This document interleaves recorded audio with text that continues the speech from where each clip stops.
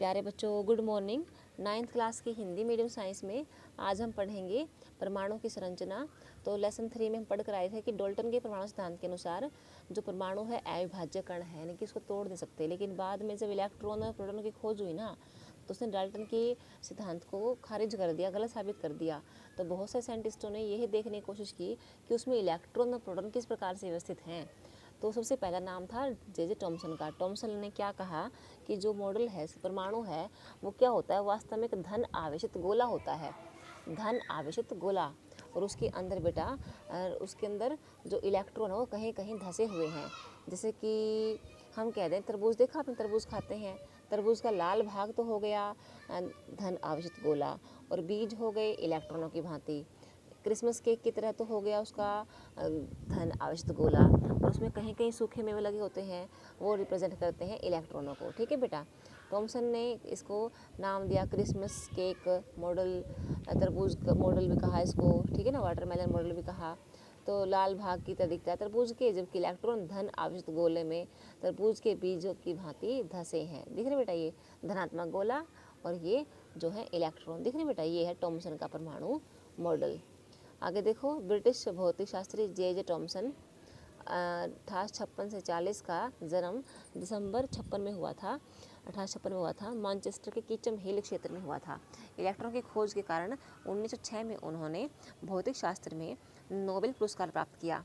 ठीक है। 35 वर्ष तक वे कैम्ब्रिज में कैवेंडिश प्रयोगशाला के निदेशक रहे। उनके साथ शोध कर रहे थे साथ साथी उनको भी आगे चल के पुरस्कार मिला। तो टॉमसन ने कहा कि परमाणु धन आवेशित गोला बना है और उसमें इलेक्ट्रॉन धंसे होते हैं। ऋणात्मक और धनात्मक आवेश परिणाम में समान होते हैं परिमाण में, यानी कि जितना धनावेश है उतना ही ऋणावेश है, वो एक दूसरे को क्या कर देते हैं, उदासीन कर देते हैं। इसलिए परमाणु वैद्युतीय रूप से उदासीन है।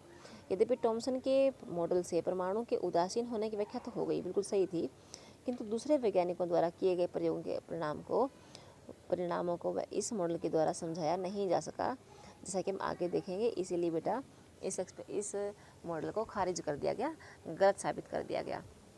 उसके बाद इसमें कुछ कमियां थी, उनको दूर करने के लिए अर्नेस्ट रदरफोर्ड ने अपना मॉडल दिया, जिसका नाम है रदरफोर्ड का परमाणु मॉडल।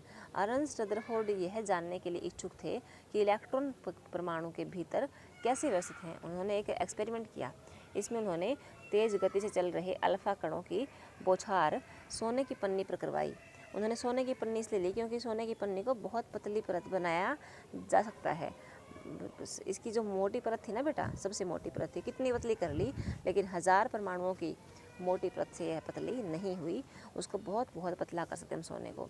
अल्फा कण क्यों लिए बेटा? अल्फा कण क्या है? द्रवी आवेशित हीलियम कण है। इन पे द्रवी धन आवेश होता है, द्रवी धन आवेशित, ये धन आवेश होता है बेटा, हीलियम कण है ये। इनका भार 4 यूनिट होता है, इनका द्रव्यमान 4 यूनिट होता है। इसलिए तीव्र गति से चल रहे इन अल्फा कणों में पर्याप्त ऊर्जा होती है। देखो बेटा, एक तो हल्की सी बोल आकर लगती है हमें, एक भारी बोल आकर लगती है। तो ये भारी कण है ना, 4 यूनिट द्रव्यमान इनका। ठीक है बेटा। तो इस प्रकार से इनमें काफ़ी ऊर्जा होती है। यह अनुमान था कि अल्फा कण सोने के परमाणुओं में विद्यमान अपरमाणु कणों के द्वारा विक्षेपित होंगे, यानी कि टकरा कर वापस आ जाएंगे। चूँकि अल्फा कण प्रोटॉन से बहुत अधिक भारी थे, इसलिए उन्होंने इनके अधिक विक्षेपण की आशा नहीं की थी। उन्होंने सोच लिया था कि प्रोटॉन